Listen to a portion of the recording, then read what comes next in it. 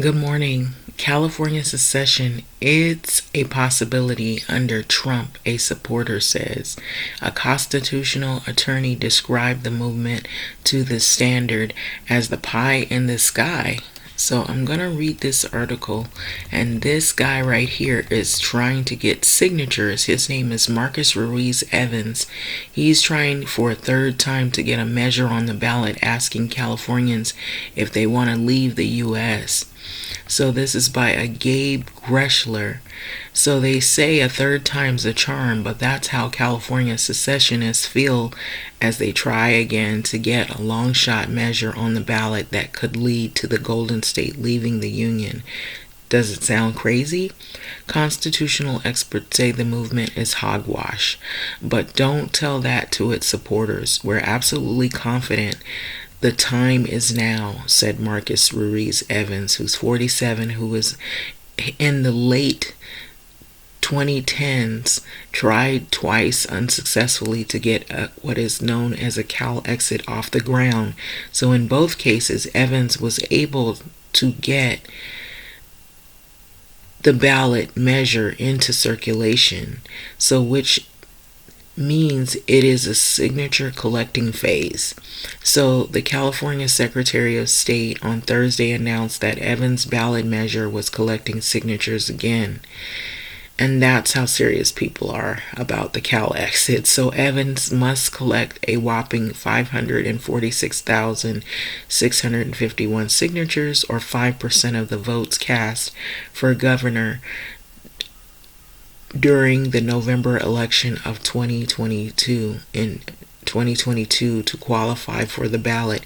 He doesn't have much time, so the signatures must be submitted July the 22nd. So Evans said the most signatures he's ever received around is 100,000 signatures, but he's adamant that this time it might be a lot different. So underneath here, I wanted to stop for a moment. Some related articles so you know just how serious things are. California is suing Trump over birthright citizenship executive order, because lately he's been signing a flurry of executive orders. Trump wants to redefine America. California is promising to stand in his way. So this is how we are about to go into a war, y'all. So for those who weren't serious and you were sleeping, you better wake up, because this is getting real. So Evans thinks that with the Republicans continuously hammering the Golden State, including threatening to put conditions on federal aid for Southern California wildfires, this is under President Trump, and I'm going to say 2.0, amassing power as tech and business powers coalescence around him, residents are fed up and want to leave the U.S. altogether and separate and become an independent country. So Republicans now hate California more than ever, and they hate us, he says. The hate was palpable in 2016, but now it's palpable and focused. He added that his movement has more a chance because other liberal political trends such as the hashtag resistance movement have lost steam. But even if the ballot measures pass, secession is unlikely, they say. The measure would create a commission to explore the viability of California leaving the country and put a legally non-binding question on the November 2028 ballot asking, should California leave the United States altogether and become a free and independent country? Evans said that while this vote doesn't technically change anything from a legal perspective, it could serve as a milestone for the movement altogether, showing how much Californians want to exit to really happen. So constitutional attorney told the Standard newspaper that supporters of the movement shouldn't get too excited. Rory Little is his name, a national authority on constitutional issues, said it's strictly prohibited for states to leave the U.S. But is it? Look what Donald Trump is trying to do with birthright citizenship and the Constitution and the amendments. He's trying to make changes. So if he's trying to do it, and if it's even talked about, then what about states leaving the U.S. and exiting? There might be more than a Cal exit. There could be some other states that want to exit and become independent, or connect with California and become their own independent countries. So it's a possibility, and I'm just saying that. So the only historical evidence you have is that you can't secede, he says. This is Rory Little. He said, so that was called the Civil War. Think about it, y'all. The Civil War. And what happened with that? A war. And they fought. I think we're talking pie in the sky. So that's what he's saying. But it's not too far out of reality and out of reach of what could be on the horizon, y'all. Think about it. War. And who so handsomely incites war? The Capitol 6, the January event, he gave those rioters that were participants blanket pardons. And even a loyal Republican, a staunch Republican, Mitch McConnell, distanced himself from the idea of the blanket pardons that Donald Trump had given a lot of those people who were participants. He didn't go down the list and say, let's look at the ones who are less violent versus the ones who are more violent and they're part of hate groups, and let's let them stay in and do a little more time for the punishment that they deserve, and then the ones who are less violent, let's let them out because they're not as dangerous, or give them less time. No, he just let everyone out. He gave them blanket pardons, and he's made the comment, and I'm paraphrasing, that they were minor offenses. And a lot of people that I was looking at on CNN that were reporters, they had the mic up to Trump and they were asking him, they said, well, didn't you even look at the video? He was like, oh, they were minor offenses. Let me tell you what he's doing, y'all, and this is my honest opinion. He's created his own little army. They're his war dogs. And so if there's a war and people have to physically get out there and fight, he's already got an army set up. And he's also got control over other armies and groups, which makes you feel like you're outnumbered. He's amassed a lot of power and control, and so he's using it to his benefit. But I will say this, when you poke a sleeping lion, you don't ever know what you're going to get. And that's what Donald Trump is doing, poking a sleeping lion. Boy, I tell you, when that lion wakes up, he ain't going to be playing. There are people on the oppositional side that are just as vicious and just as militant. They have a different take on life. And when you poke that sleeping lion, you're going to get something that you don't want. And I fear there's a war on the horizon, you guys. This is not over by a long shot. And people, they look at all these things that they've heard about, their parents talk about, and maybe their grandparents talk about, people of color who've had to go through, Jim Crow, or they've had to go through, a lot of discrimination in their cultures for different things that they had experienced, and they've heard these stories, and they feel like, oh, it's not going to affect us. But more recently, the wildfires, people were paying attention. People who didn't even really, they claim they don't look at the news, they were watching, because you couldn't escape it. When you open your door, you smell smoke. When you look at your car, you see ash. And this is here in California, and you're like, wow, this is close to home. Is it coming to us? And so that was the main thing I think people were concerned about. And that's the same thing I would say to those who don't take things serious, or you hadn't before. I think now's the time to really wake up to what is going on. We're actually living the very nightmare that people thought wouldn't happen. And so he is doing a second term. And what I'm hearing, you guys, I don't know if it's even possible.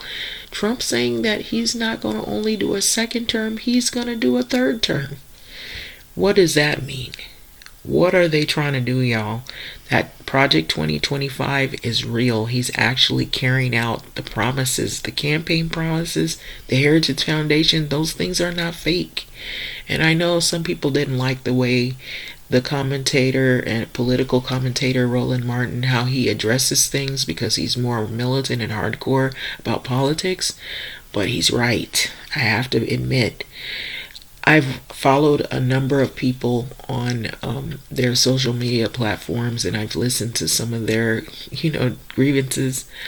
But by far and large, Roland Martin is absolutely correct on what he's saying is happening and about to occur. And I think people need to really pay attention to how it's going to affect them in their communities if they haven't been paying attention. Now, it's the time to wake up. So like he was saying, people are worried about TikTok. They're worried about who's the GOAT. They're worried about all these things that really are not going to affect you in your communities in terms of economics and advancing in life and how you're going to thrive and survive. They're not going to pay your bills, We're consumers by and large, people of color, and we have a lot of power, and a lot of that is in our wallet. Those of us who are careful about how we spend our money, we don't realize the powers we do have, and a lot of our power were in voting, and we see how that was kind of just thwarted now because some people either decided not to vote, not to take things serious, or they had gripes, or they had hang-ups about seeing a woman being president, or they had biases within their own ideas and ideologies, whatever they've been taught. But now you're dealing with something that you didn't think would ever happen. You didn't think that your civil rights could be stripped away from you. You didn't think that Trump would probably even get a second term. You didn't think that he might just let all of the rioters of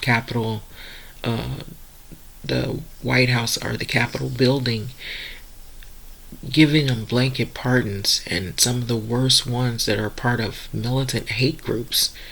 And he's done all of the above, and he's doing more as we speak. And I feel like every night he's thinking of more things to make executive orders, sweeping executive orders that will hurt a lot of people for years, maybe decades and decades to come. And so, with that being said, I'm going to let this video go, but I think people are not really, they weren't aware of how serious this is, but you have to now look at it as being a real serious issue anytime you got a whole state, y'all, wanting to exit away from the U.S., which is called CalExit, the topic has been brought up before. So some of you guys that are young probably never heard of it, and you're just now hearing. You're going to hear more of it, but I wouldn't be surprised if other states try to do the same thing. And I have heard other states like Arizona, I don't know if it was Arizona, it was another state that wanted to exit the U.S. as well. So I think Fresno, I believe, I think it might have been them. But y'all, this is getting real. I think a war is on the horizon, because at the end of this article it mentions civil war. We could even have race war. I'm going to add something in here, and I know it's not in line. It might be connected in somewhat of some of the politics things we're dealing with, but this was my own experience. This was earlier this weekend. I was driving out of a driveway, and I was getting ready to make a right turn, and this guy, he was behind me, and he didn't want to wait, and he had a red car, and he just tried to barrel around me. Even he could have gotten out there and got his car hit by another car, and he turned his head to act like he didn't see me. And I was looking at him, and I'm like, is he mad or what? I'm like, that's dangerous for him to barrel around and then go around and then risk getting his car hit just because he wants to speed. And I felt like, is he angry? And I'm like, no. Then I thought about this whole thing with Trump and all these things that are going on, and he was emboldened. He just wanted to prove his point that he could muscle around me. And yeah, he was just a white guy, and he wouldn't look me in the face.